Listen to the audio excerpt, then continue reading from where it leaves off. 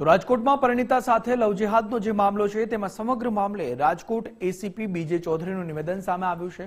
4 આરોપીઓમાંથી એક આરોપીની ધરપકડ કરવામાં આવી। આરોપી અનિશા સાથે ઇન્સ્ટાગ્રામમાં ઓળખાણ થઈ। બાદમાં આરોપી અફઝલ સાથે ફરિયાદીની ઓળખાણ થઈ। અફઝલ પીડિતાના ઘરે રોકાયો જ્યાં દુષ્કર્મ આચરવામાં આવ્યું। બાદમાં આરોપીએ હોટલમાં લઈ જઈ દુષ્કર્મ આચર્યું। આરોપી અફઝલ પીડિતાને નિકાહ કરવા માટે દબાણ પણ કરતો હતો।